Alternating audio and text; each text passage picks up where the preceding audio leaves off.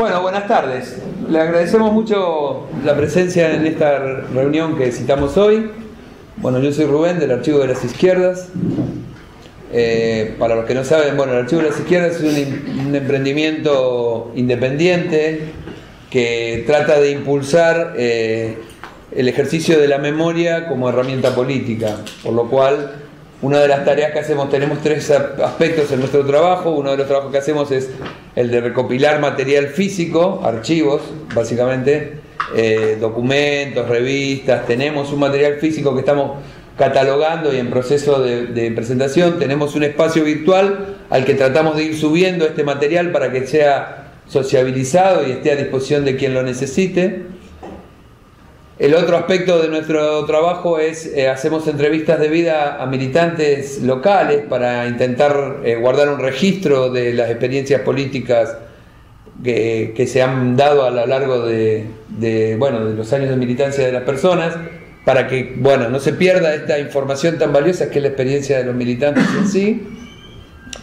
Y el otro aspecto es el debate de ideas. Intentamos desde los tres espacios en los que nos movemos fomentar el debate de ideas. La documentación y el registro es precisamente para promover el pensamiento en común. Nosotros presumimos de que el Archivo de las Izquierdas es un espacio donde se puede pensar en voz alta, y en ese contexto hacemos este tipo de encuentros que principalmente le agradecemos a los dueños de casa, porque para nosotros es un orgullo poder hacer una charla sobre debate de ideas en un espacio que sea un sindicato. No es muy común.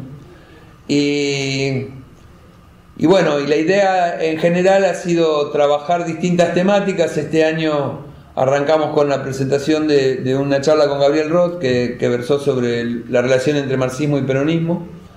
Hoy viene Eduardo con el tema de Weber, el Estado y el marxismo. Después va a venir una antropóloga, Julia Soul, para charlar sobre la privatización de Somisa, un trabajo que ella misma hizo y que intentamos que provoque una discusión sobre el sindicalismo actual. Y después vuelve Roth a hablar sobre un balance de la lucha armada en la Argentina. Y por último viene Fabiana Rousseau a presentar un libro sobre la figura del detenido desaparecido en la Argentina. Fabiana fue la directora del Centro Ulloa de asistencia a la víctima del terrorismo de Estado. Pero bueno, hoy esta es la idea. La idea en general es abrir un espacio donde podamos plantear determinadas cuestiones que puedan ser pensadas en común. En realidad hubo un disparador en esto que se concretó en la presencia de Eduardo hoy acá. Podemos decir doctor Valls, pero Eduardo. Que es Eduardo. Y que tiene que ver con pensar un poco más en profundidad, o más problematizando la cuestión del Estado, qué es el Estado y cómo funciona en la sociedad, y cómo construye consenso y cómo nos paramos los militantes frente a esa situación. Y bueno, Eduardo es un beberólogo conocido. Este es el último libro que compiló. Se los mostramos, pero no está a la venta, porque no está todavía a la venta en la Argentina, pero va a salir próximamente. Y bueno, todo lo demás lo deben haber leído en el Facebook, y si no, está en Facebook. Y bueno, la idea es esta, que él exponga su posición o su idea sobre Weber y el Estado, y que a partir de esta exposición podamos hacer preguntas y pensar en común, ¿sí? Esto termina 8:30. 8:30 tenemos un acuerdo con la gente. No se sientan mal si a las 8:15 le decimos, vayamos cerrando. El archivo, quería destacar, no tiene un financiamiento, se autogestiona, es un espacio autogestivo, lo cual quiere decir que estamos todo el tiempo a pérdida. Y tenemos allá una serie de materiales, no todos los libros, sino los que están en la puntita de allá, el de Botazo y eso, que son una donación de Gabriel Roth para que podamos financiar, los viajes de la gente que traemos a charlar y esto. Si alguien quiere hacer alguna donación o se siente impelido a meter la mano en el bolsillo, lo puede hacer sin ningún problema, porque va a ser bienvenido. Bueno, muchas gracias y lo dejamos con Eduardo con un aplauso.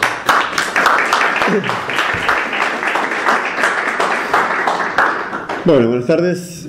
Muchas gracias por la presencia. Quería empezar agradeciendo, por supuesto, al Archivo de las Izquierdas de Rosario, a los compañeros que tuvieron la gentileza de invitarme, lo cual me llena de placer, digamos, venir acá a plantear algunas de las cosas, digamos, que me parece que tienen cierta importancia para pensar la política desde mi formación específica. Es decir, yo hace varios años que me dedico específicamente a la obra de Max Weber.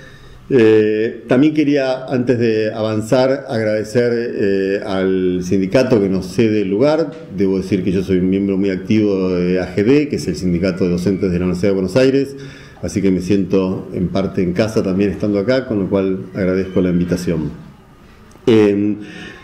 Como decía, digamos, yo hace varios años que vengo trabajando sobre Max Weber, que tengo una materia en la facultad específica sobre Weber, en la Facultad de Ciencias Sociales en la UBA. No, es decir, soy mucho más especialista en Weber que en el Estado, en rigor, pero dado, digamos, que siempre por mi propia trayectoria, mi propia vida, siempre estuve girando en torno a cuestiones políticas, evidentemente el tema del Estado es un problema central para pensar la política y por eso, digamos, si bien yo no trabajo específicamente el Estado en Weber, pero sí, digamos, me ocupa el Estado y, digamos, he dedicado bastante tiempo a trabajar aspectos ligados al Estado. Max Weber tampoco es que su obra ya se ha centrado en el Estado, ni mucho menos, pero siendo por su propia personalidad y su propia historia de vida, una persona muy ligada a la política, naturalmente, digamos, ha tenido, digamos, muchas discusiones y muchas reflexiones en torno al Estado y algo de eso espero transmitir acá.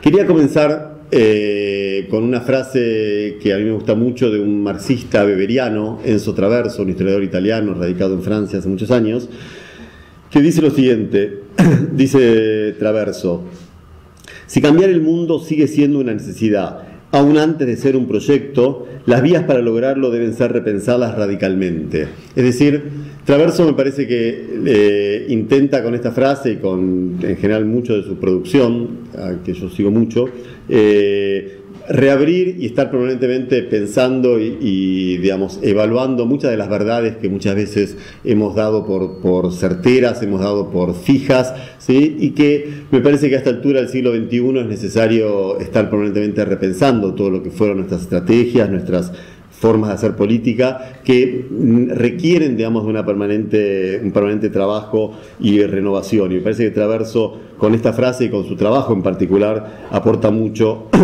a esto. Y específicamente en lo que hace al Estado, el tema que nos ocupa hoy, yo creo que hay muchas de las concepciones, digamos, que se manejan en torno al Estado, que están, digamos, y que maneja sobre todo, me refiero específicamente a gran parte de la izquierda, ¿sí? Que tiene una simplificación un tanto, digamos, fuerte. Creo que eso fue un poco el motivo de la charla que tuvimos hace algunos meses atrás con Rubén y que, digamos, fue un poco el germen de preparar esta charla hoy acá. Y es un poco justamente cierta simplificación en torno al problema del Estado que la izquierda muchas veces maneja. De hecho, digamos, parte de esa simplificación con muchos conceptos políticos también me llevó a mí en su momento a Weber, que no es un pensador revolucionario, pero es un pensador que, digamos, es un clásico. Es decir, un clásico significa alguien que desde muchos lados puede leerse y de muchos lados, digamos, es bueno releer y estar permanentemente preguntándose en torno a parte de su producción y de reinterpretarlo, por supuesto. Weber, para ubicar un poco, nace en 1864, muere en 1920, es decir, tiene una vida que coincide casi exactamente con el Segundo Reich alemán. Es decir, el Segundo Reich va de 1871, de la unificación de Alemania, hasta 1918, cuando abdica Guillermo II, es decir, después de la derrota en la Primera Guerra Mundial. Es decir, la vida de Weber coincide casi por completo, digamos, con ese periodo, que es un periodo aparte de enormes transformaciones en Alemania. Es un periodo que Alemania pasa a ser un país atrasado, feudal, campesino, agrario, ¿sí?, a convertirse en una potencia, digamos, al nivel de Inglaterra o de Francia en muy poco tiempo. Weber vive ese periodo, después algo voy a decir sobre esto, pero vive ese periodo aparte, digamos, como lo vive gran parte de su generación, es decir, con enorme aprensión, con enorme preocupación, digamos, por todos estos cambios tan radicales que se dan en tan poco tiempo en Alemania. Bien, después voy a referirme a esto que me parece una de las cosas más ricas y más interesantes de Weber, que es justamente su mirada sobre la cultura moderna, ¿no? Es decir, que es básicamente su preocupación central, diría. En relación al Estado específicamente, me parece que a Weber se lo puede leer en dos claves, en dos digamos, aspectos bien diferenciados. Por un lado, el Estado conceptualmente, es decir, ¿qué es el Estado teóricamente? Pensar el Estado, es decir, pensar su relación con la sociedad, qué es lo que lo hace tener este lugar en el mundo moderno específicamente y en otras sociedades también, qué relaciones sociales subyacen al Estado, ¿sí? Es decir, pensar el Estado en este primer sentido es específicamente, digamos, pensar el Estado desde el punto de vista, me parece a mí, que uno, digamos, políticamente, en el sentido, digamos, de quien quiere transformar esta sociedad, ¿sí? Debe preguntarse qué es el Estado que queremos transformar, que queremos tirar abajo, que queremos destruir. Es decir, ese tipo de discusiones teóricas, conceptuales, son este primer aspecto, digamos, que hace al trabajo de Weber sobre el Estado. En segundo lugar, Weber tiene un trabajo... buenísimo, muchas gracias. Viene bien. Weber se aboca también muy específicamente y muy fructíferamente, diría, al Estado moderno, es decir, al Estado que para Weber es el Estado capitalista. Es decir, Weber desarrolla toda una concepción del Estado con un concepto, digamos, que probablemente le suene muy weberiano, es el concepto de burocracia, es decir, lo que Weber entiende por burocracia, que no tiene que ver con lo que nosotros en el sentido común llamamos burocracia, pero la idea de la burocracia, digamos, como una forma de funcionamiento del Estado moderno específicamente, es algo que ocupa mucho a Weber, es decir, el Estado como aparato racional, su funcionamiento, es decir, y entronca esto con lo que decía recién, es decir, con uno de los aspectos más ricos, me parece, de Weber, que es su mirada sobre la cultura moderna, sobre la racionalidad de la modernidad, sobre el tipo de cultura en el que vivimos. Es decir, creo que en este segundo sentido, Weber hace unos aportes muy ricos para pensar el Estado dentro de su perspectiva más general sobre la cultura moderna. Pero bueno, por el origen de esta charla, es decir, por esa primera charla que tuvimos hace unos meses con Rubén, y porque me interesaba traer esto que me parece en un sentido, digamos, más político, más para pensar políticamente desde la izquierda el Estado, voy a centrarme en este primer aspecto del Estado, es decir, qué es el Estado conceptualmente, teóricamente. Y para eso quería comenzar planteando o trayendo acá una similitud o una relación directa que establece Weber, ¿sí? Con la concepción clásica del marxismo del Estado. Weber en 1918-1919, en una conferencia que da en Múnich, en la universidad, ¿sí? Plantea, hablando sobre la política y sobre el papel del político, ¿sí? Dice ahí que cita a León Trotsky diciendo que todo Estado se basa en la fuerza. Es decir, cita esta idea de Trotsky, que es uno de los pilares de la concepción marxista del Estado, a la cual me voy a referir, por supuesto. Pero, digamos, quiero comenzar señalando esta coincidencia, es decir, esta forma que explícitamente Weber reivindica, ¿sí? De esta concepción del Estado, del Estado, digamos, que circula en la tradición marxista. Sin embargo, lo que quiero plantear acá es ciertas diferencias, más bien, o ciertos énfasis muy distintos, digamos, en lo que plantea Weber en relación a la tradición marxista. Quiero por eso comenzar, aparte, digamos, para ver con qué quiero también un poco discutir, comenzar con la concepción marxista del Estado, una concepción que puede uno rastrearla en diferentes obras, digamos, de Marx o de Marx y de Engels. Probablemente una de las referencias más conocidas sea el famoso trabajo que Engels escribe pocos meses después de la muerte de Marx, es decir, El origen de la familia, la propiedad privada y el Estado, donde Engels ahí, estoy con los nombres hoy, corríjanme si ven que no cierra lo que estoy diciendo a quien se lo atribuyo. Engels, en El origen de la familia, la propiedad del Estado, como decía, ¿sí? Dice lo siguiente sobre el Estado. Dice: el Estado no es, por lo tanto, un poder que se le impone a la sociedad desde afuera. Es más bien un producto de la sociedad cuando alcanza un cierto estadio de desarrollo. Es el reconocimiento de que esa sociedad se ha enredado en una contradicción consigo mismo, que se ha dividido en antagonismos irreconciliables que es incapaz de disipar. Para que estos antagonismos, estas clases con intereses económicos enfrentados, no se consuman a sí mismos y a la sociedad en luchas infructuosas, se hizo necesario tener un poder aparentemente ubicado por encima de la sociedad, que pueda paliar el conflicto y mantenerlo dentro de los límites del orden. Y ese poder surgido de la sociedad, pero ubicándose por encima de la misma y alienándose más y más de ella, es el Estado. Es decir, el Estado acá, en esta definición de Engels, se surge, y voy a también hacer un poco de referencia a la teoría clásica, digamos, moderna sobre Estado, que es la teoría del contractualismo, ¿sí?, que subyace un poco en realidad esta cita de Engels, ¿sí?, porque en realidad Engels lo que está diciendo es que el Estado surge para evitar, ¿sí?, aquello que Hobbes, en un rato me voy a detener un poco en esto, lo que llama Hobbes la guerra del hombre contra el hombre, ¿sí? Pero acá Engels, lo interesante es que discute una concepción central de la concepción de la teoría clásica liberal del Estado, que es la de Hobbes, ¿sí? Es decir, esta idea, digamos, porque Hobbes, digamos, la idea de Hobbes es que el Estado está, efectivamente, la idea de Leviatán, después voy a referirme algo brevemente a eso, pero que está por encima de la sociedad, ¿sí? Y Engels acá dice, está aparentemente, ¿sí?, scheinbar, dice en alemán, es decir, que pareciera que se nos presenta a nosotros como si estuviera por encima de la sociedad. Cuando en realidad, dice Engels, es un producto de las contradicciones de la sociedad y es parte de la sociedad. Es decir, Engels dice unas páginas más adelante, ¿por qué en realidad no está por encima de la sociedad?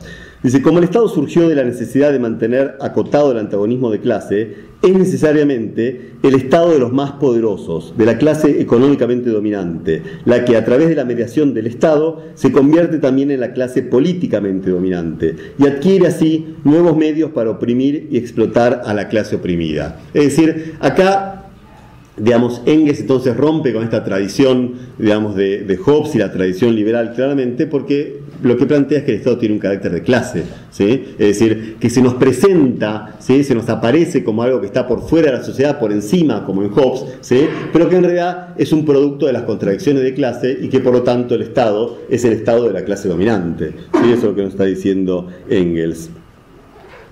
Esto coincide, digamos, por otro lado, con lo que muy brevemente el Manifiesto Comunista, ¿sí?, que está escrito, digamos, 40 años antes casi de este trabajo de Engels, pero ya ahí decía el Manifiesto Comunista en el 47, escrito a fin del 47, el Estado moderno no es sino un comité que administra los problemas comunes de la clase burguesa, ¿sí? Es decir, ya este carácter de clase, ¿sí?, aparecía, y también aparece en otras dos obras que quiero citar brevemente. Por un lado, en la Guerra Civil en Francia, que es el análisis que hace Marx luego del proceso de la derrota de la Comuna de París en 1871, Marx desarrolla mucho más esta idea, ¿sí?, y cito: el poder estatal centralizado, con sus órganos omnipresentes, el ejército permanente, la policía, la burocracia, el clero y la magistratura, procede de los tiempos de la monarquía. Al paso que los progresos de la moderna industria, desarrollan, ensanchan y profundizan el antagonismo de clase entre el capital y el trabajo, el poder del Estado fue adquiriendo cada vez más el carácter de poder nacional del capital sobre el trabajo, de fuerza pública organizada para la esclavización social, máquina del despotismo de clase.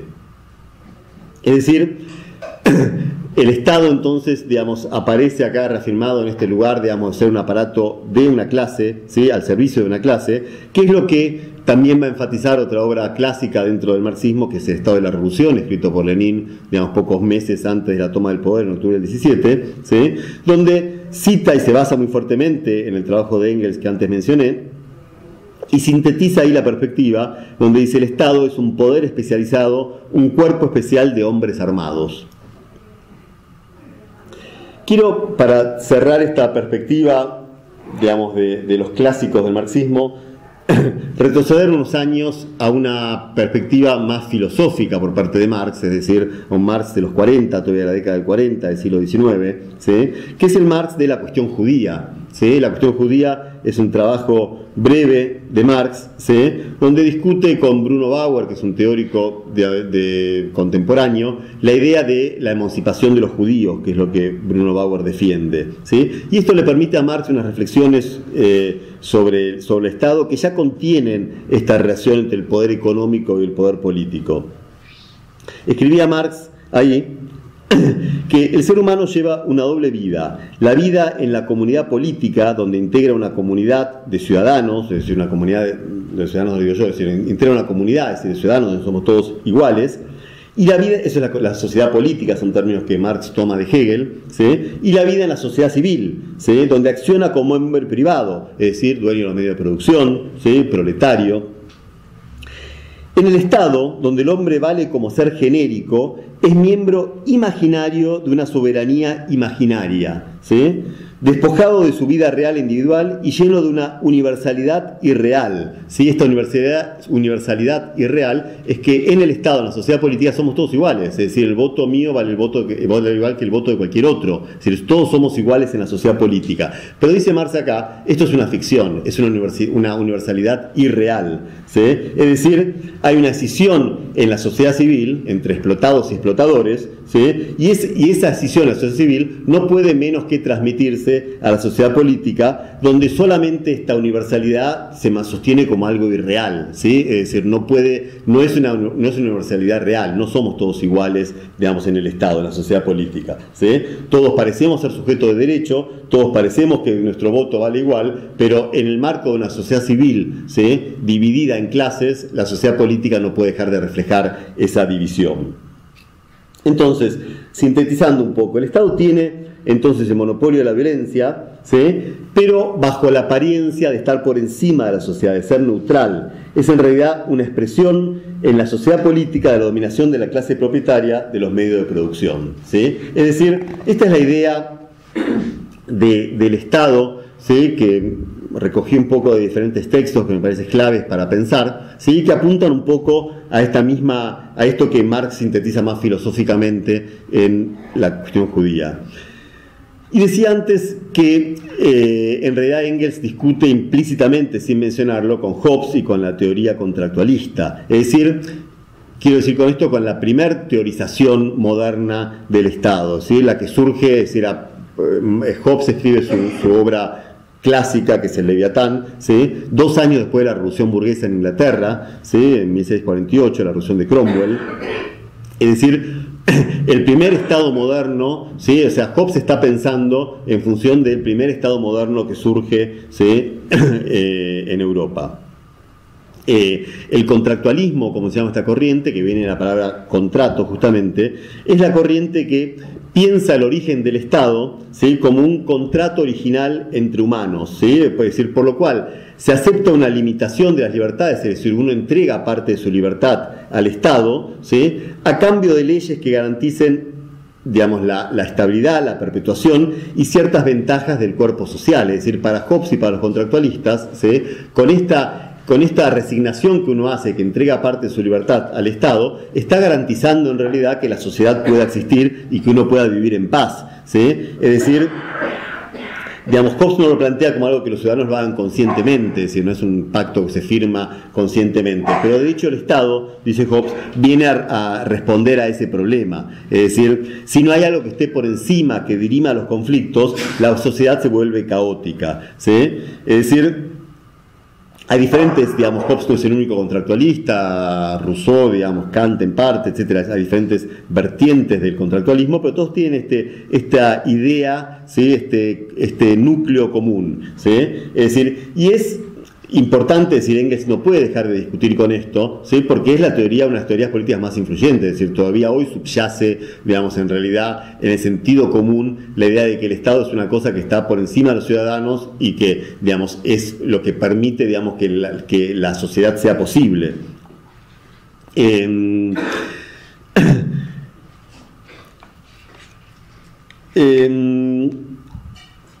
decir, ¿qué quiero decir con esto? Me parece importante resaltar, digamos, que la teoría del contractualismo, ¿sí? Que, digamos, es, como dije, la primera teoría, digamos, clásica digamos, que se elabora sobre el Estado moderno, en realidad, digamos, se ha convertido en sentido común, ¿sí? Es decir, cuando uno, digamos, cualquier ciudadano, digamos, en cualquier país moderno, ¿sí? Está pensando en el Estado, está pensando en los jueces, está pensando digamos, que alguien tiene que estar por encima de los ciudadanos, ¿sí? Para poder dirimir un conflicto. Es decir, ¿cómo hago yo si me peleo con mi vecino? Bueno, está la justicia, es decir, está el Estado por encima, es decir, el Estado neutro, la idea del Estado, digamos, que, digamos, yo resigno mis derechos, digamos, a si esta cacho de tierra me pertenecía a mí y no a mi vecino, porque sé que si no, no hay sociedad posible. Es decir, por eso digo, la teoría de Hobbes me parece, digamos, fundamental, por la importancia histórica de la teoría, pero sobre todo porque se ha convertido para mí en sentido común, ¿sí?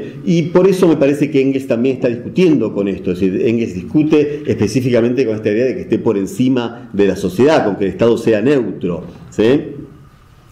En el Leviatán, ¿sí? Justamente, Hobbes explica y desarrolla un poco esta idea, ¿sí? Es decir, el Leviatán es un monstruo bíblico, creo que está en Job, en esta parte de la Biblia, o sea, es un monstruo que aparece en la Biblia, que es un monstruo de un poder descomunal en la Biblia, y que, digamos, Hobbes toma como ejemplo para mostrar, digamos, lo que tiene que ser el Estado, es decir, tener un poder descomunal, justamente. Es decir, y ese poder descomunal surge en Hobbes justamente de esta suma de voluntades individuales, ¿sí? Que elevan a este Estado, ¿sí? Que elevan a este Leviatán y que le dan este poder al Leviatán, ¿sí?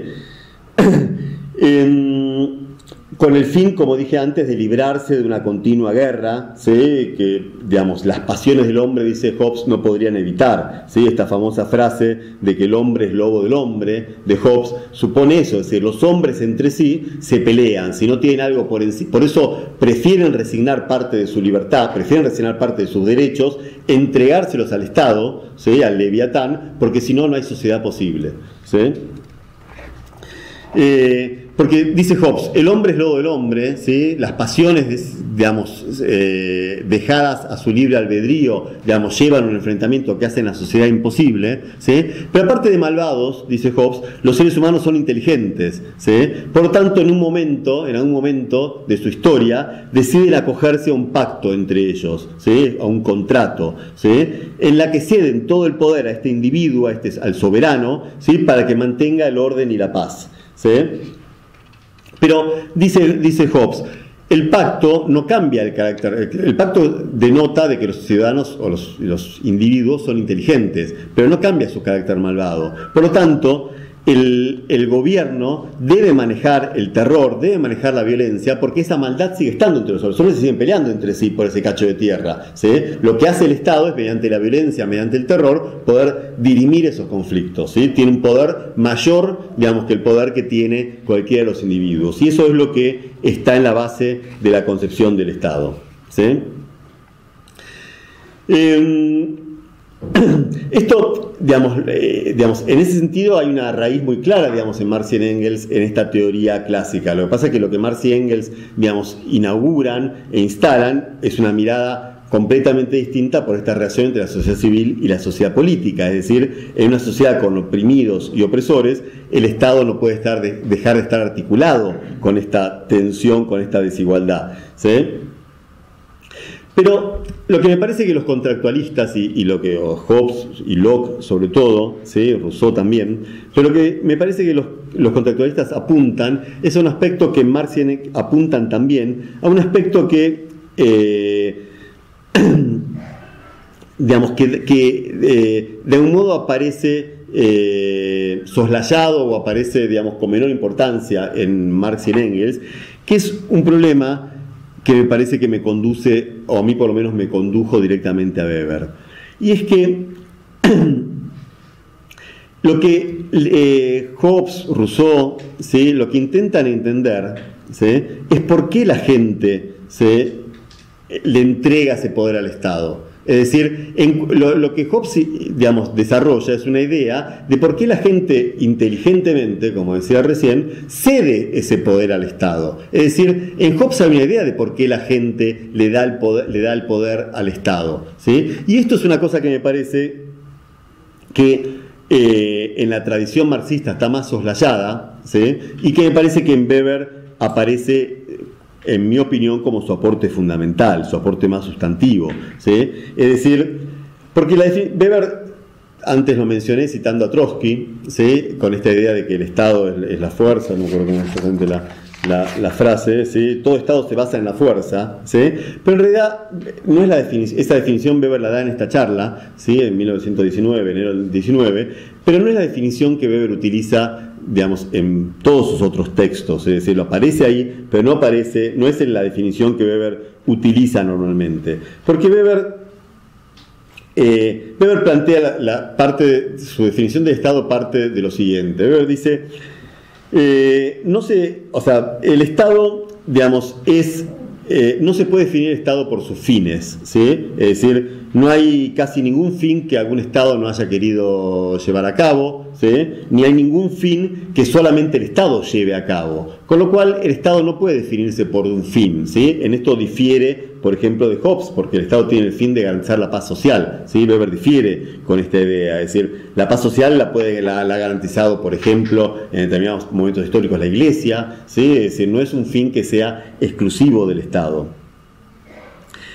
Lo único que permite, digamos, una definición del Estado, dice Weber, es el medio que utiliza. Y el medio que utiliza, dice Weber, es efectivamente la violencia, como dice Marx y Engels y como dicen Hobbes, ¿sí? Pero el monopolio, lo que tiene el Estado, dice Weber, y esto me parece la riqueza fundamental de la concepción de Weber del Estado, de su concepción teórica del Estado, es que lo que el Estado tiene no es el monopolio de la violencia. El Estado lo que tiene es el monopolio de la violencia legítima, ¿sí? Y esto es un cambio sustancial en relación a todo lo que estamos viendo. Es decir, legítima significa que la gente le considera que está bien, que es justo, ¿sí? Que el Estado tenga ese poder. Es decir, algo de esto, como vimos, aparece en Hobbes, ¿sí? Porque para Hobbes, efectivamente, la gente inteligentemente cede esa violencia, ese poder, ¿sí? Digamos, descomunal, como el de Leviatán, al Estado, porque es una forma de garantizarse, ¿sí? Que no me voy a matar con mi vecino, ¿sí? Pero, digamos, esto en la concepción marxista está más soslayado, aunque enfaticé justamente recién como en esta definición, por ejemplo, que decía de Engels, la idea de que está aparentemente, ¿sí? Scheinbar, aparentemente ubicado por encima de la sociedad, el Estado. Lo que en Weber va a ser la preocupación central, justamente, ¿sí? Y que me parece que en eso, digamos, es un aporte fundamental para pensar el Estado y un aporte singular y que no está en la riqueza del marxismo, que tiene otras riquezas, pero no esa, es justamente en poner este eje, poner la mirada en la legitimidad. Es decir, legitimidad significa que los ciudadanos, ¿sí? Aceptan que el Estado tenga ese monopolio de la violencia, ¿sí? Es decir, en Weber, el Estado, o sea, mejor dicho, la obediencia al Estado, ¿sí? Tiene un aspecto externo y un aspecto interno, ¿sí? El aspecto externo es la violencia, es el último recurso, ¿sí? El Estado puede imponer, ¿sí? Cobrar un impuesto, puede imponer, digamos, que sea, dirimir un conflicto o lo que fuera, porque tiene el monopolio de la violencia. La vida social, dice Engels, dice Weber, consiste en la lucha, ¿sí? Es decir, digamos, la lucha es inevitable en la sociedad, el Estado la resuelve con la violencia. Pero, digamos, y en esto coincide, digamos, con Hobbes o coincide con Hegel o con Marx, ¿sí? Dice Weber, por ejemplo, no existe paz alguna en la lucha económica por la existencia, ¿sí? Dice Weber en 1895, ¿sí? Y esto lo dice en varios textos. Está claro para Weber que la sociedad está inserta en la violencia, digamos que hay violencia en la explotación, es decir, todo esto Weber lo maneja, lo sostiene, lo explicita, ¿sí? Pero, digamos, eso lleva, digamos, a que el Estado tenga como elemento externo este carácter violento necesariamente, ¿sí? Pero insisto, la preocupación de Weber no está puesta en ese carácter violento, que no sería muy original diciendo eso, sino justamente en el carácter legítimo de esa violencia. Es decir, que ese aspecto interno, ¿sí?, si no es legítimo, no da lugar a una sociedad estable. Es decir, solamente si hay legitimidad en la violencia, ¿sí?, puede entonces establecerse un orden social, dice Weber. Si una banda armada toma un pueblo, ¿sí?, como ha pasado, digamos, no sé, en La Calera, en Córdoba, digamos, en los 60, ¿sí?, una banda toma un pueblo, ¿sí?, tiene el monopolio de la violencia, efectivamente, pero ese monopolio de la violencia no es legítimo si la población no lo acepta, ¿sí? ¿Y esto qué significa? Esto significa concretamente, digamos, que no puede tener estabilidad, es decir, no puede armar un orden social estable, ¿sí? Por eso dice Weber, si nosotros queremos entender el Estado moderno, si queremos entender el Estado de una sociedad estable, como son las sociedades que nos rodean, entonces lo que tenemos que centrarnos es en esta creencia. La legitimidad es una creencia, es la creencia de que los dominados tienen derecho, ¿sí?, que su dominio tiene validez, ¿sí?, es decir, que el dominio de quienes dominan es válido. Este es el aporte, digamos, me parece, de la legitimidad. Weber, para analizar este aspecto, comienza distinguiendo entre dos conceptos: uno es poder y otro es dominación, ¿sí?, donde el poder es cuando se logra que el otro realice, digamos, mi voluntad del modo que fuera. Es decir, uno puede, para Weber dice, es un concepto amorfo, porque hay millones de razones por las cuales uno puede obedecer: por conveniencia, por un premio, por miedo, por un castigo, ¿sí?, por lo que fuera. Es decir, en cualquier tipo de imposición de la voluntad de un individuo sobre otro existe poder, ¿sí? Pero para que adquiera relevancia política, para pensar políticamente, veamos, el poder, ¿sí?, cuando no es la mera capacidad de imponer la voluntad, sino hace falta una capacidad organizada, sistemática, ¿sí?, es decir, algo que permita estabilidad, ¿sí?, en un orden social. Y esto, dice Weber, solamente se da cuando existe un fundamento que permita asegurar la obediencia del mandato. Es decir, solamente puede haber un orden social estable, ¿sí?, una sociedad como las que conocemos, cuando hay un fundamento para esa obediencia. Y esto es lo que Weber llama dominación. Es decir, la dominación supone un poder organizado, supone de que hay una enorme probabilidad de que se obedezca el mandato, ¿sí?, de un gobierno, porque hay una formalización del poder, hay un fundamento y una creencia en que ese poder es legítimo, ¿sí? Es decir, esto es en esa circunstancia en la cual el poder se ancla, dice Weber, en una estructura social, es decir, cuando el poder responde a una estructura social estable. Entonces, el concepto de legitimidad, ¿sí?, es lo que permite en realidad la efectividad del poder, es decir, lo que permite que el poder funcione en una sociedad, que el Estado pueda mandar, dominar y ejercer la violencia, ¿sí? Por eso, cuando Weber analiza, digamos, los diferentes tipos de Estado, ¿sí?, y los diferentes tipos de regímenes, ¿sí?, antes de Weber, en general los criterios más habituales, digamos, para pensar el Estado, las distintas formas de gobierno, era el criterio que de algún modo se había instaurado con Aristóteles, que podemos encontrar en la obra de Aristóteles, que es la idea de monarquía, oligarquía, democracia, es decir, como tres formas diferentes de regímenes, ¿sí? Pero en Weber, justamente por esta importancia que le da el tema de la legitimidad, ¿sí?, los distintos tipos de gobierno van a estar dados por las distintas creencias que llevan a darle esa legitimidad, que llevan a darle ese derecho al gobierno a mandar, ¿sí?, y en todo caso ejercer la violencia, si es necesario, ¿sí?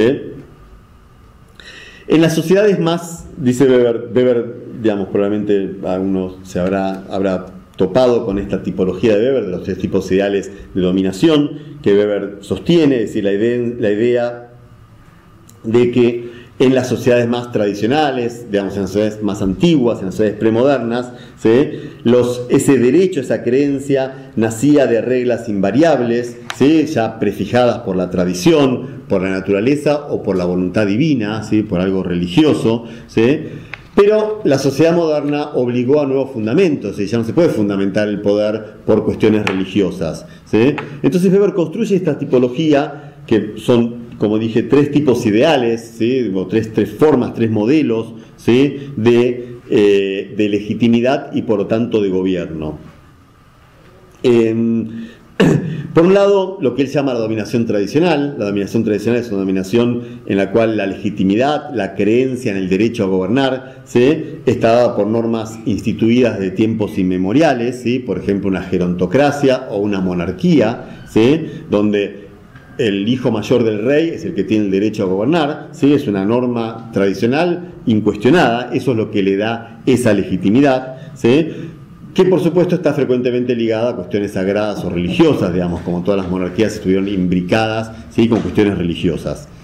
Hay dos tipos ideales de dominación, digamos, que aparecen más frecuentemente en la modernidad. Es decir, la dominación tradicional en la modernidad casi no tiene mucha existencia, pero en la modernidad hay una dominación que Weber denomina dominación carismática, ¿sí?, donde lo que le da derecho a mandar, lo que le da derecho a ejercer ese monopolio de la violencia a un gobierno es las cualidades extraordinarias de un líder, ¿sí?, algunas cualidades, digamos, que están fuera de lo común, que no las tienen otros individuos, ¿sí?, que la gente considera, digamos, que tiene ese derecho a mandar porque es una persona especial, por lo que fuera, ¿sí? El origen del término carisma tiene origen religioso, es decir, los profetas eran carismáticos porque se habían encontrado con Dios y tenían ese carácter extraordinario, ¿sí? En la modernidad es el caudillo, el líder político, ¿sí? Entonces la idea de el primer trabajador o de un guerrillero heroico entregado a su pueblo o un estratega militar y político, digamos, de una inteligencia extraordinaria, como Weber consideraba Bismarck, ¿sí?, el canciller de Guillermo I, digamos, que Weber consideraba que era un líder carismático. Es decir, la creencia entonces en este segundo caso tiene que ver con las cualidades extraordinarias del líder, ¿sí?, que es lo que uno obedece. El tercer tipo de dominación es el que es más frecuente y más, digamos, ineludible, diría, en la modernidad, que es lo que Weber llama la dominación legal racional, es decir, hay un conjunto de normas racionalmente instituidas, ¿sí?, por ejemplo, una asamblea constituyente, ¿sí?, establece que es racionalmente las mejores leyes. Esto es teóricamente, pues la práctica siempre es un poco más compleja, pero como modelo es el de aquel, digamos, forma de gobierno que está basada en una constitución que surge de una asamblea constituyente, donde racionalmente quienes participan en esa asamblea piensan cuáles son las mejores leyes para gobernar racionalmente un país en un momento dado, ¿sí? Es decir, como dice Weber, la legitimidad no es hacia una persona, ¿sí?, sino en este caso es hacia la ley, ¿sí? Por eso puede ser un gobierno más malo o menos malo, más carismático o menos carismático, pero su legitimidad está dada por la Constitución, ¿sí? Y esto, como dije, tiende a ser en la modernidad no solamente la forma dominante, sino, yo diría una forma ineludible. Es decir, cualquier forma de gobierno moderno, por ejemplo, si uno piensa en un líder carismático como Perón, por ejemplo, que está claro que reúne muchas de las características que Weber habla cuando habla de la dominación carismática, pero todo eso era en un marco legal racional también, porque había una constitución, elecciones, etcétera, digamos, que ponían ciertos contornos o límites, ¿sí?, al dominio de Perón. Entonces, digo, lo que me interesa destacar, no me quiero desarrollar mucho estos tres aspectos porque me parece que no son tan importantes acá, en todo caso después sí podremos hacerlo, pero lo que me interesa, digamos, destacar sobre todo es que la mirada, es decir, cómo Weber está pensando y clasificando los distintos regímenes, tiene que ver con lo que le pasa en la cabeza a quienes obedecen, es decir, qué es lo que le está pasando en su conciencia a quienes obedecen a un gobierno, ¿sí? Quiero ahora, digamos, dicho esto, centrarme un poco en la mirada de Weber sobre esta dominación legal racional, específicamente sobre la democracia, ¿sí?, y sobre la primacía de esta dominación legal racional, ¿sí? Weber mira la democracia, digamos, con un absoluto descreimiento, es decir, una cierta impasibilidad, que es en ese sentido comparable a don Maquiavelo, es decir, sin ningún tipo de esperanza moral en la esfera de la política. Es decir, la esfera de la política es una esfera de luchas, las luchas las luchas no tienen reglas morales, sino que son otras las reglas que condicionan esta lucha incesante, ¿sí? Es decir, las reglas de la política son entonces no morales, ¿sí?, como Maquiavelo. Pero lo que me parece interesante y nuevo, digamos, naturalmente que en Maquiavelo no podía estar esto, en la mirada de Weber de la política y de la democracia, ¿sí?, es que Weber vio muy tempranamente el conflicto entre participación y eficiencia. Es decir, la idea de que una sociedad de masas no puede darse el lujo de ser democrática, es decir, no puede darse el lujo de ser democrática en el sentido de una democracia profunda, es decir, Weber aboga por una democracia en Alemania, es decir, muy activamente cuando Alemania pierde la guerra, por una república con poderes divididos, etcétera, pero lo que quiero decir es que no tiene ninguna ilusión en la democracia. Es decir, Weber dice, Alemania no es un cantón suizo. En un cantón suizo se puede hacer una asamblea, son 20 personas, se juntan y deciden. Una sociedad de masas no tiene esa posibilidad. Por eso Weber dice, hay lo que se llama un principio del pequeño número, ¿sí? Es decir, solamente un pequeño número puede decidir en una sociedad, tiene la capacidad de maniobra, ¿sí?, que las grandes masas no pueden tener. Por eso para Weber,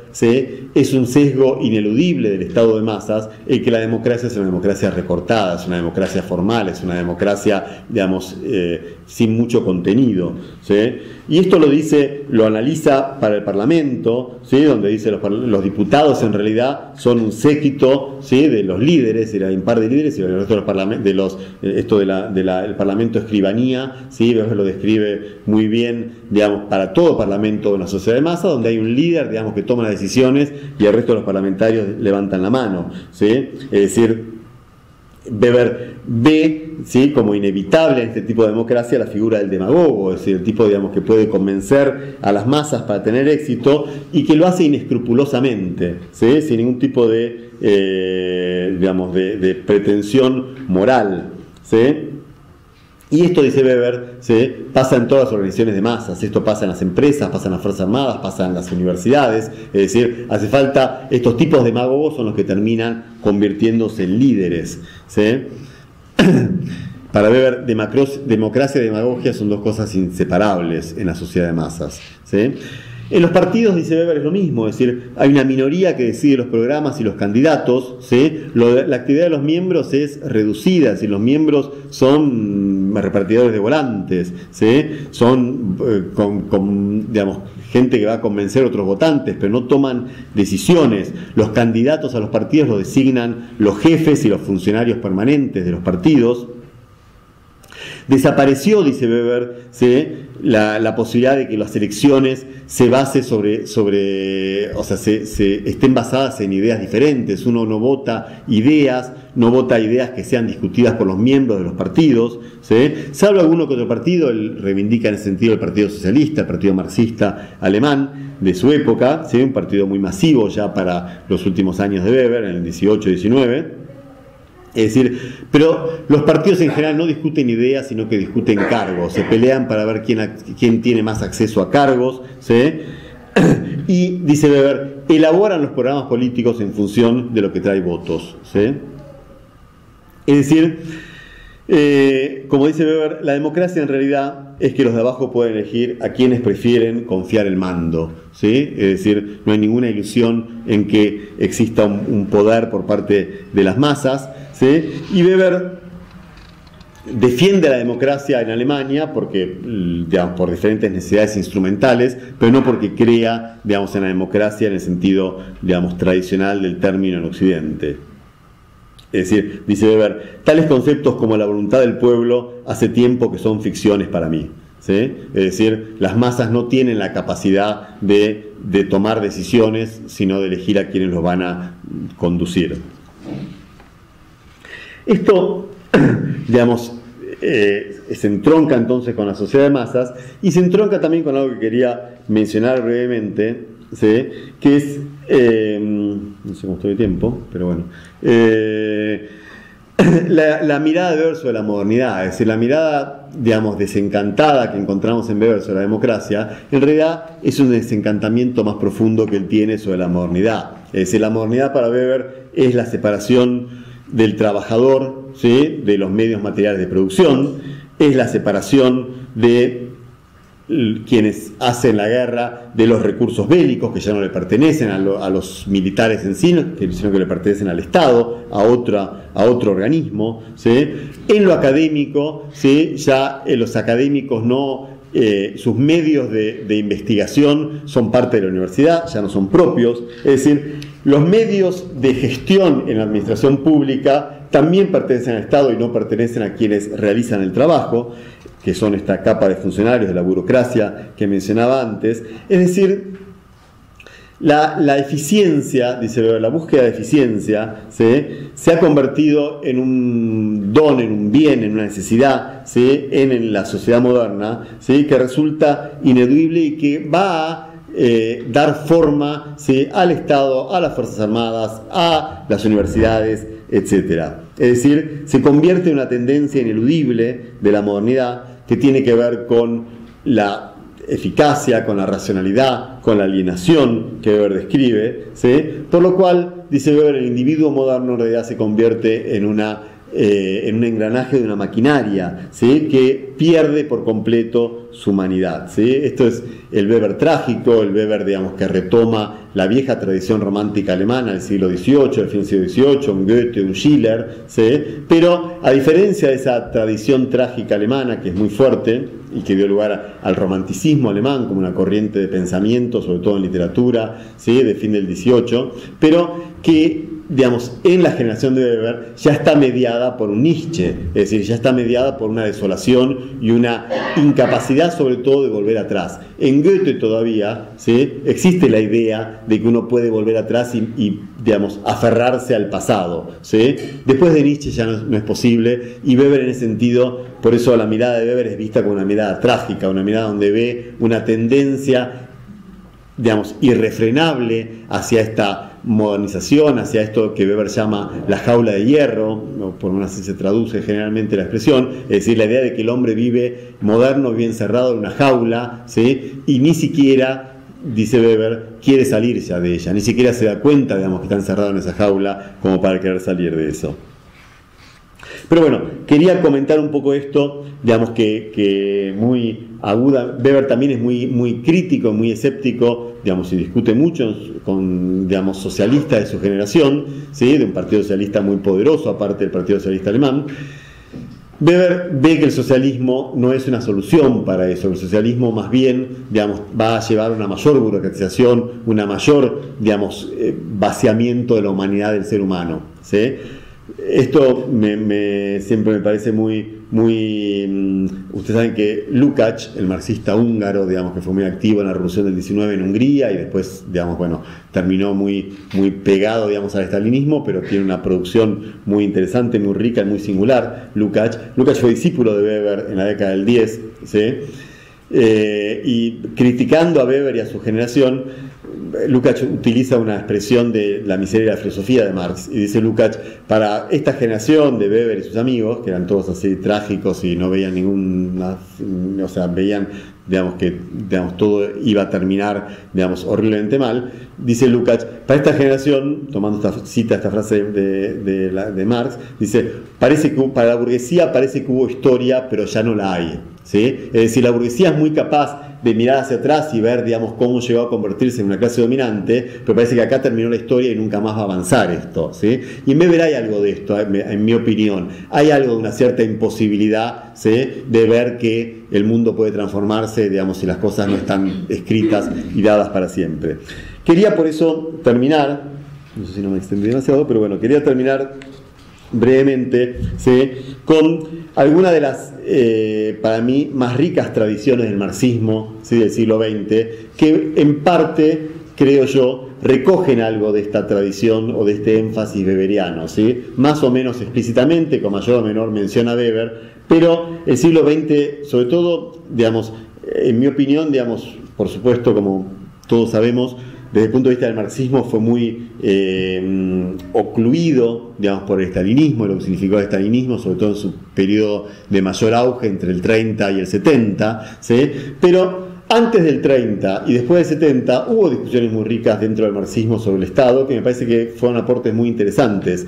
Por ejemplo, después del 70, la discusión entre Miliband y Poulantzas, ¿sí?, dos corrientes, dos percepciones del marxismo muy distintas. Una, Poulantzas, un discípulo de Althusser, estructuralista, una mirada mucho más rígida del marxismo, y por otro lado Miliband, parte de una tradición inglesa como la de E.P. Thompson, es una mirada donde hay mayor énfasis en lo que me quiero un poco, digamos, destacar o realzar de este aporte weberiano para pensar el Estado, que es en el problema de la conciencia. Esta idea de que el Estado no es un aparato, sino que es un producto de relaciones sociales, me parece que está muy bien en la tradición, está muy bien desarrollado en la tradición inglesa, y por eso cito a este historiador británico tan relevante en el punto de vista de definir, por ejemplo, una clase social por su conciencia y no solamente por su lugar en los medios de producción, como lo hace Marx en el 18 Brumario, en una famosa cita que con la cual E.P. Thompson piensa la clase obrera inglesa,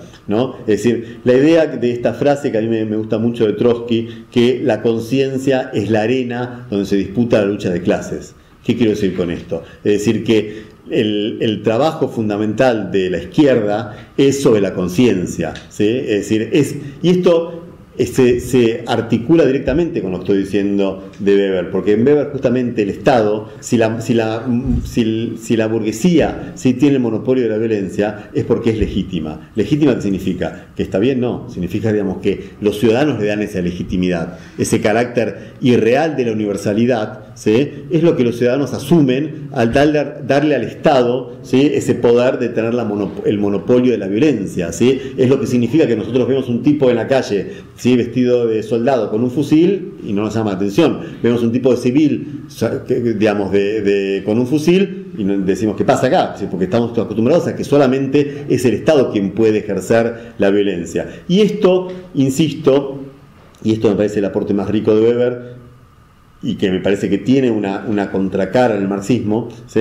Esto, digamos, es un problema entonces de relaciones sociales y de creencias, ¿sí? De creencias, estoy diciendo, es un problema de la conciencia, ¿sí? De que nosotros le permitimos al Estado ese derecho.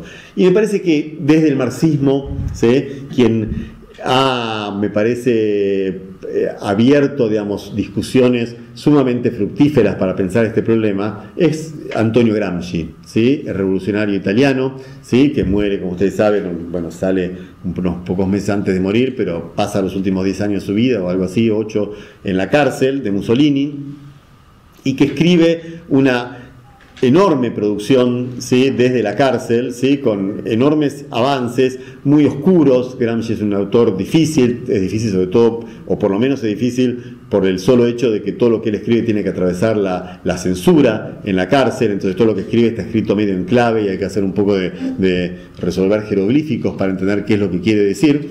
Pero me parece que Gramsci desarrolla ciertos conceptos que me parecen, digamos, que entroncan con este problema del Estado que vengo a plantear acá un poco desde Weber. Es decir, porque para Gramsci el poder de las clases dominantes sobre las clases sometidas en el capitalismo no es solamente por el control de los aparatos represivos del Estado, ¿sí?, porque si fuera solamente eso, dice Gramsci, sería fácil de derrocar, es decir, bastaría armar un ejército que se le contraponga, como ha habido intentos muchas veces en la historia, digamos, de pensar que eso es un problema militar, digamos, que se lo enfrenta militarmente, ¿sí? Entonces, bueno, se arma un ejército más poderoso y con eso estaríamos a salvo, ¿sí? Pero el problema, dice Gramsci, está dado fundamentalmente por un concepto, digamos, que Gramsci toma en parte, pero a mi juicio, digamos, muy, digamos, cambiándole mucho el contenido, ¿sí?, que es el concepto que Gramsci dice tomar de Lenin, que es el concepto de hegemonía, ¿sí?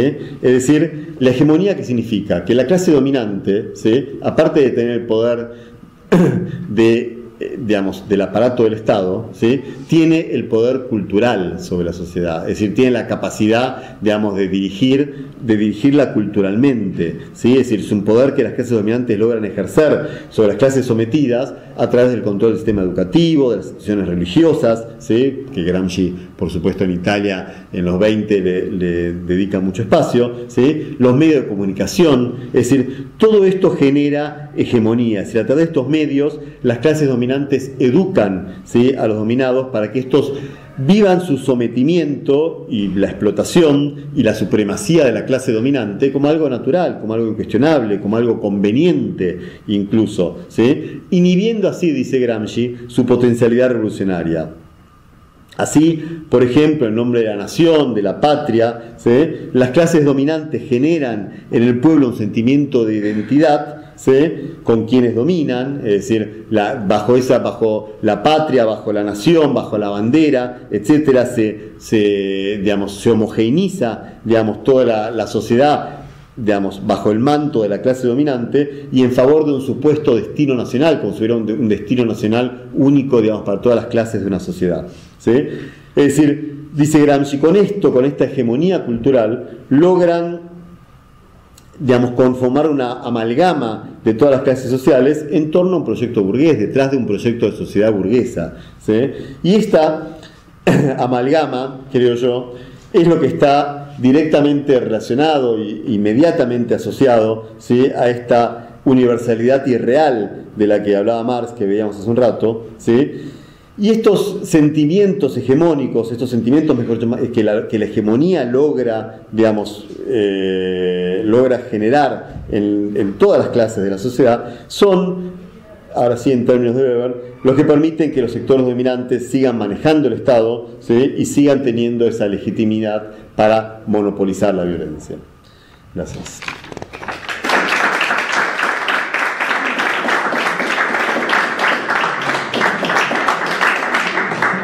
¿Necesitas ayuda o podés lidiar con este público? Y no lo conozco al público todavía, lo veré en un rato te llamo. No, te digo, chiflo. Vení, sentate. la mano. Sí, bueno, pero... Yo me senté para querer recibir los aplausos, pero no llegué tarde.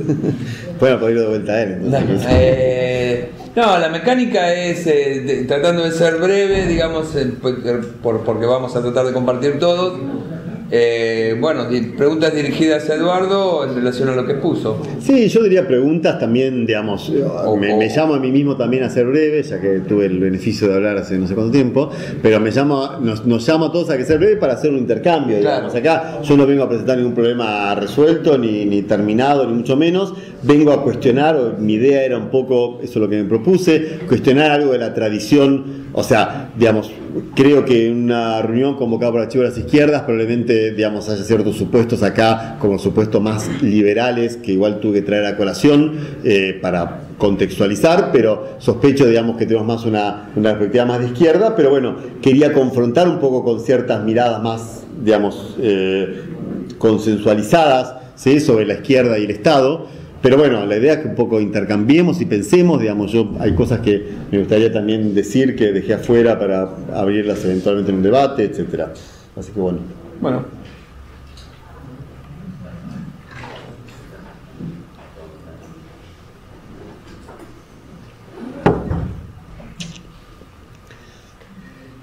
Particularmente me pareció sumamente interesante que hayas mencionado lo de Lukács, digo,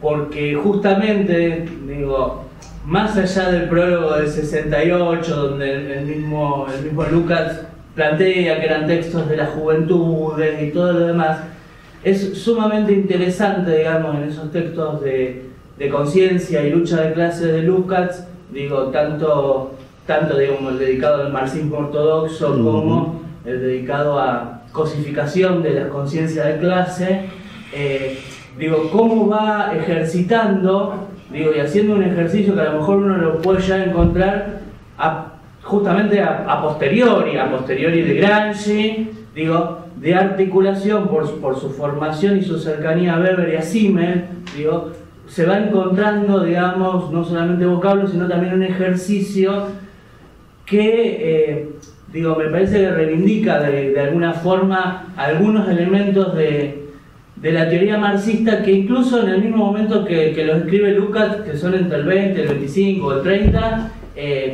no estaban publicados. Digo, Lukács toma fuertemente los textos más duros económicos, digo, la contribución a la crítica, el capital, miseria de la filosofía, digo, toma los textos más duros que eran los que estaban al alcance y en circulación y elabora una visión que a posteriori, digamos, va tomando entidades en el marxismo, digo, por fuera de quienes compartan más o menos. A cual me parece un autor sumamente interesante y me alegra que lo haya incorporado, digamos, en esta visión así cómica.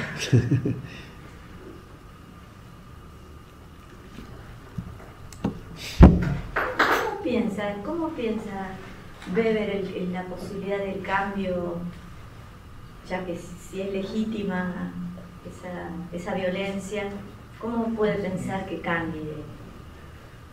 No hay cambio posible.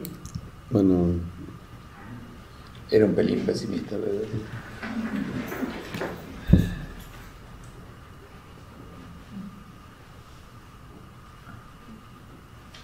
¿Querés ir comentando esto? Bueno, comento esto. Es decir, en primer lugar, bueno, sí, a mí efectivamente Lukács es un autor que me parece sumamente interesante y me parece que es cierto, aparte de lo que tiene interesante, digamos, trabaja temas muy específicos, temas que aparte, digamos, como, digamos, cosas sobre literatura, etcétera, teatro, digamos, cosas que yo conozco bastante poco.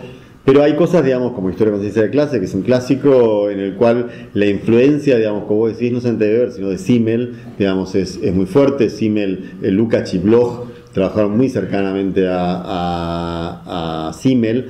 Y en Simmel es un autor, digamos, bastante poco conocido, ha tenido mucho menos prensa que Weber, la verdad, un autor menos sistemático que Weber. Es un autor que aparte le corrió en contra en la Alemania guillermina de ser judío, digamos, por lo cual nunca pudo acceder a un cargo en la universidad, salvo los últimos años en Estrasburgo.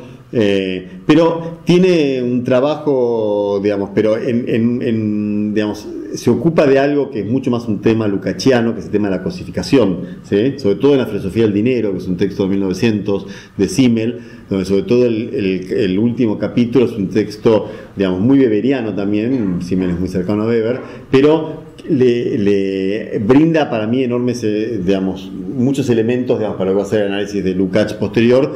Lukács escribe Historia de Conciencia de Clase cuando ya rompió, digamos, con toda esta generación de alemanes, digamos, y ya está más metido en el marxismo, ya es posterior a Bela Kun, ya es posterior, digamos, a la Revolución del 19, es ahí que lo escribe, de hecho. Pero bueno, me parece que es algo, digamos, que hay bastantes cosas escritas, por supuesto, pero siempre es rico e interesante encontrar estas asociaciones entre este marxismo tan particular de Lukács y este origen en esta generación, porque Weber es parte de una generación, digamos, muy digamos, que es interesante, y con esto voy un poco también a lo que plantea la compañera. Weber es parte de una generación de científicos sociales, que recién mencionamos a Simmel, con quien trabaja muy codo a codo, pero con muchos otros también, que ve todas estas transformaciones en Alemania en tan poco tiempo, ve, digamos, la llegada violenta del capitalismo y la irrupción violenta de las grandes ciudades, del proletariado, etcétera, y lo ve eso con un enorme desazón y con un enorme pesimismo, ¿sí? Y esto es interesante porque no solamente, digamos, se ve eso en la obra de Weber, es decir, digo, para la pregunta específica que hacías, digamos, Weber efectivamente no ve más que, tiene una frase así de esas, tiene varias frases así, pero una noche no sé, de glacial oscuridad y polar, no sé qué, todas unas frases así románticas, digamos, en su expresión, pero que denotan esta clara imposibilidad para Weber de una salida a esto, ¿sí? Es decir, Weber cree que hay salidas individuales, es decir, Weber cree que uno tiene que seguir su propia vocación, lo que lo lleva a actuar a cada uno individualmente, y que eso, digamos, puede darle a uno existencialmente una cierta salida, lo que no hay salida social para Weber. Y en esto, y esto quería decir comparando, o sea, hablando de la generación de Weber, esto es una cosa que es muy interesante porque no solamente aparece en Weber y en los cientistas sociales de la época de Weber, sino que aparece muy fuertemente en todas las expresiones culturales de la época. Si ustedes conocen algo de la pintura expresionista alemana, ¿sí? Un Kirchner, por ejemplo, un Müller, toda una serie de pintores que los cuadros de esa época podría haber contestado tu pregunta con un cuadro de esos tipos, porque son todos de una oscuridad, digamos, y de una desazón y de una desesperanza frente al mundo absoluta. Es decir, y esto aparece en la pintura, aparece en la literatura. Si alguien ha leído a Thomas Mann, alguien ha leído a, qué sé yo, es decir, no sé, se me escapan otros nombres, pero bueno, hay toda una generación, digamos, de escritores, Arthur Schnitzler, de Joseph Roth, es decir, toda una generación de escritores alemanes que también podría haberte contestado la pregunta con un párrafo de esta gente. Es decir, es toda una generación que, imagínense, Alemania, digamos, en 1871 son un conjunto de reinos, 23 reinos, 24 reinos independientes, digamos, con tradiciones, digamos, muy asentadas en cada uno, y en pocos años se convierte por completo, digamos, cambia por completo el escenario del país, ¿sí? Bueno, toda esta generación ve eso con un enorme pavor, ¿sí? Y no ve ninguna salida a eso, ¿sí? Es decir, ve un mundo, digamos, cada vez más dominado por el capital, cada vez más dominado por el dinero, cada vez más dominado por el consumo, ¿sí? Por eso, digamos, otra generación interesante de cruces con esta generación de Weber es la generación de la Escuela de Frankfurt, ¿sí? Es decir, Adorno, Horkheimer, Marcuse, toda esta generación logra, digamos, como tiene un anclaje en el marxismo, que Weber no lo tiene de hecho, ¿sí? o en algunos aspectos, pero no se reivindica como marxista, ni tiene esta mirada, una perspectiva comunista, por decirlo en ese sentido, ¿sí? Esta generación de la Escuela de Frankfurt sí lo tiene, con lo cual puede tener una mirada, o sea, para mí son los análisis más ricos de la cultura moderna de la Escuela de Frankfurt, ¿no? De esta generación, porque se logra enriquecer con toda esta mirada pesimista de todos estos alemanes, digamos, oscuros de la época de Weber y sus amigos, ¿sí? Pero a la vez puede todavía o mantiene todavía una mirada comunista. Entonces eso le permite, digamos, tener una mirada muy crítica a la modernidad, pero sin caer en este pesimismo absoluto de Weber y de Thomas Mann y de Otto Müller, ¿sí? Es decir, por decir alguien de la pintura, de la literatura y de las ciencias sociales.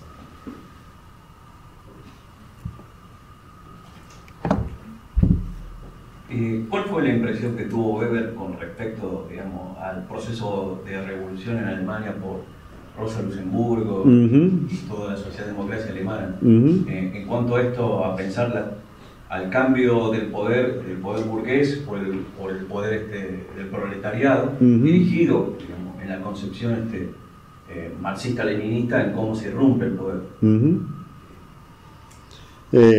Bueno, Weber, digamos, coincide esos años, digamos, con la mayor actividad política de Weber. Weber, entre el año 16 y el año 20, él muere en junio de 1920, tiene una actividad política muy activa. Incluso, digamos, Weber participa, por ejemplo, de la comisión que redacta la Constitución de Weimar, ¿sí? Participa es asesor del grupo de alemanes que van a negociar a Versalles la paz de la Primera Guerra Mundial. Es decir, digamos, escribe probablemente en todos los periódicos, fue candidato a diputado, es decir, este periodo, digamos, Weber lo vive con una enorme actividad, ¿sí? Y Weber ve con enorme preocupación, por otro lado, que una república en el sentido tradicional, es decir, por decirlo en los términos que lo decía antes, una dominación puramente legal, racional, ¿sí? No tiene capacidad de estabilizar una situación tan convulsiva como la Alemania de estos años. Weber ve,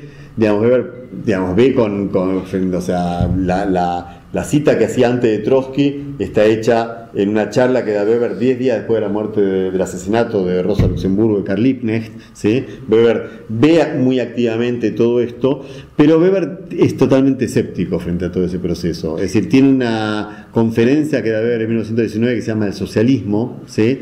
Donde da cuenta, es decir, para Weber el socialismo supone una mayor centralización de la administración, ¿sí? Lo cual es cierto, es decir, parte de lo que el socialismo se propone es acabar con la anarquía capitalista, es decir, el capitalismo no puede existir si no es como muchos capitales, dice Marx, y efectivamente eso lleva a una anarquía en el capitalismo que el socialismo tiende o se propone superar por medio de una planificación centralizada, por ejemplo, ¿no? Es decir, con todo eso, ¿qué quiero decir? Que Weber en realidad, digamos, nunca adhiere, ¿sí?, a una perspectiva comunista porque no ve ninguna chance de que esto no termine en una mayor burocratización, ¿sí? Hay una discusión interesante, un libro interesante de Erik Olin Wright, ¿sí?, que se llama Crisis y Estado, una cosa, clase Partido de Estado, no recuerdo cómo se llama el libro, un libro viejo de Erik Olin Wright, que es un marxista norteamericano, que justamente coteja un poco el concepto de burocracia de Lenin y de Weber. Y la verdad que si uno mira los textos de Weber sobre el concepto de burocracia y sobre lo que él prevé digamos, sobre lo que puede pasar en la Unión Soviética, porque aparte Weber, digamos, vive en octubre del 17, digamos, él está hiperactivo políticamente en el momento de la revolución y sigue muy activamente. Weber aprende ruso en la revolución de 1905 y tiene varios escritos sobre la revolución de 1905, es decir, no es algo que le pase, que le sea ajeno, ni mucho menos, pero lo que, digamos, Weber ve en este proceso es una burocratización aún mayor que la que trae la modernidad.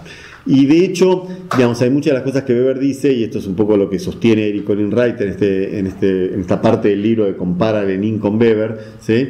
Que en realidad, digamos, la mirada de la administración de un Estado en Lenin era un poco ingenua, ¿sí? Es decir, Lenin no tenía una teoría acabada sobre la administración, el funcionamiento administrativo concretamente, digamos, de un Estado, y que eso, digamos, que en Weber está hiperexacerbado, porque es uno de los, como dije antes, es uno de sus, digamos, de sus problemáticas fundamentales, el tema de la burocracia, que eso, dice Eric Olin Wright, ¿sí? No le permite a Lenin, ¿sí?, encontrar ciertos resortes o ciertas reservas, digamos, para evitar la burocratización del Estado, ¿sí? Yo no creo que esto se pueda leer linealmente, si la burocratización del Estado en la Unión Soviética es producto de un proceso complejo, digamos, que tiene connotación internacional, etcétera, etcétera, pero bueno, me parece un elemento a considerar, digamos, que hay ciertas falencias teóricas en la mirada sobre cómo se administra una sociedad, ¿sí?, lo que supone un aparato administrativo que sin duda, digamos, Weber tiene mucho que decir sobre eso. Pero bueno, Weber ve concretamente, digamos, una situación, digamos, mucho más restrictiva y con mucho menos libertades para el ser humano en una sociedad comunista, y por eso nunca adhiere. Weber tiene mucha relación con el Partido Socialista, porque ustedes saben que el Partido Socialista fue el asesino de Rosa Luxemburgo y Karl Liebknecht, ¿sí? Es decir, la socialdemocracia alemana. Friedrich Ebert, que estaba en el gobierno, ¿sí?, fue quien, digamos, mandó a asesinar a esta gente, es decir, quien combatió, es decir, porque aparte, entre 1918, desde noviembre del 18 hasta el 23, Weber muere en el 20, pero hay procesos revolucionarios muy profundos en Alemania, no solamente lo de Rosa Luxemburgo y Liebknecht, que es en enero del 19, ¿sí?, es la revolución de los marinos de Kiel en octubre del 18, y después un proceso que, sobre todo en Baviera, donde llega a establecerse una república, un régimen soviético muy temporario. Es decir, Weber ve toda esa transición, ¿sí?, pero en ningún momento cree o tiene alguna expectativa en que eso pueda cambiar algo de lo que a él le preocupa. A él no le preocupa, Weber nunca manifiesta, es decir, lo dice explícitamente, digamos, habla de la explotación, habla de la violencia que supone la explotación en la fábrica, tiene un trabajo específico aparte sobre la explotación en la fábrica, pero Weber no es un tipo que le preocupe la explotación, no le preocupa la plusvalía. Él toma y dice, no se puede entender la modernidad sin Marx y Nietzsche, es decir, la modernidad la entendemos gracias a estos dos autores, ¿sí? Es decir, en ese sentido Weber reivindica, digamos, como toda su generación, digamos, ¿no? Es decir, la sociedad moderna es una sociedad capitalista, pero no se puede decir que a Weber le preocupe mucho el problema de la plusvalía realmente. Entonces, lo que él ve, digamos, en el comunismo, como no le preocupa el problema, digamos, de acabar con la explotación, ¿sí?, lo que él ve en el comunismo entonces es una exacerbación de este proceso de burocratización y de recorte de libertades, ¿sí? Bueno.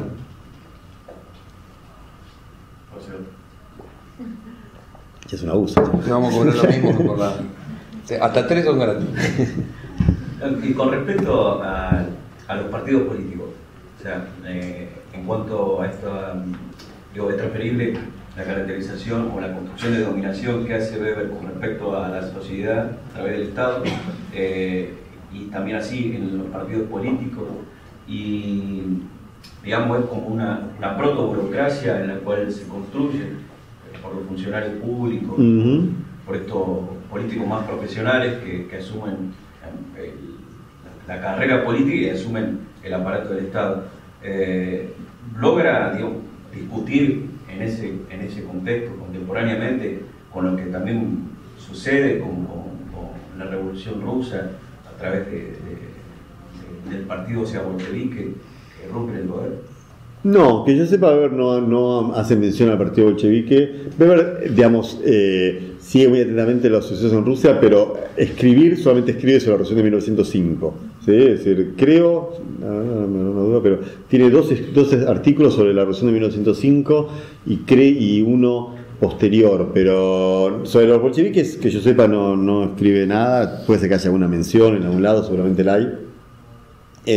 Pero bueno, Weber, como decía antes, no tiene ninguna ilusión, digamos, en una lógica de un partido, digamos, democrático, un partido donde los miembros del partido definan algo. Weber, digamos, estudia mucho el funcionamiento del Estado, sobre todo en dos países, en Inglaterra y Estados Unidos. Son básicamente los dos, por diferentes razones, familiares, etcétera, son dos procesos que conoce muy al dedillo, ¿sí? Y Weber lo que encuentra, digamos, en estas democracias, tanto la inglesa como la norteamericana, es que Weber dice que un político se puede vivir de la política o vivir para la política, ¿sí? Vivir para la política significa, digamos, alguien que puede vivir para hacer política, pero solamente puede vivir para hacer política quien tiene una renta personal, es decir, quien tiene guita por otro lado, digamos, que le permite dedicarse a hacer política, digamos, sin tener un ingreso a cambio de eso. Por eso, dice Weber, la mayoría de los políticos viven de la política. Eso está bien, tiene que ser así, porque si no sería, digamos, una plutocracia, si solamente podrían hacer política aquellos que tienen una familia con plata que los banca, o que tienen una empresa que le da, digamos, rédito mientras ellos hacen política. Es decir, ahora, vivir de la política significa que Weber muestra, digamos, cómo históricamente, ¿sí?, los partidos se van constituyendo en torno a cargos, ¿sí? Cargo significa, digamos, que el que gana una elección sabe que tiene para distribuir, ¿sí?, miles de cargos, con lo cual hasta, qué sé yo, una gran parte de los militantes van a poder vivir de la política, es decir, van a poder vivir con un cargo público, ¿sí?, con un cargo de funcionario, etcétera. Digamos, y de ese modo, digamos, poder hacer política con una renta, ¿sí? Ahora, ¿qué pasa? Dice Weber. ¿Eso qué significa? Digamos, que los partidos se convierten cada vez más en cazadores de cargos, ¿sí?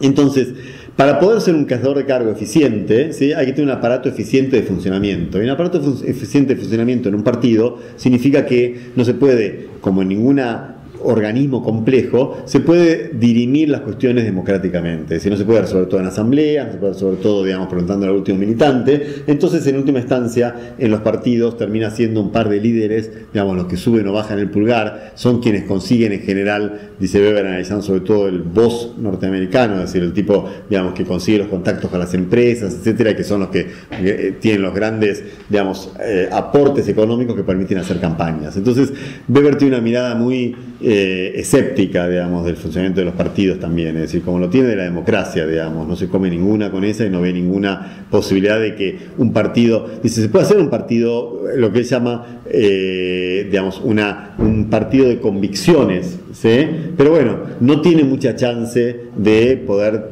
digamos, terciar en la política con partidos de profesionales, con partidos dirigidos por una banda de tipos que están probablemente pensando como cazar votos, como conseguir aportes, etcétera. Un partido de convicciones, dice él, una mentalidad, un partido de mentalidad, ¿sí?, o sea, donde lo que prima es el programa, que él reivindica al Partido Socialista en ese sentido, es decir, donde la gente está porque tiene una convicción política. Todo el resto de los partidos, dice, son partidos, digamos, cazadores de cargos, es decir, es muy, muy escéptico en ese sentido.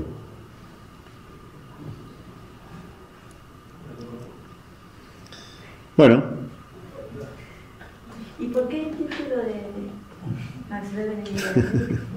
Bueno, esto no sé, esto me pidieron que traiga el último libro mío. Es un libro, digamos, lo traje de muestra porque yo tengo algunos por autor, pero todavía no está a la venta porque estaría en México.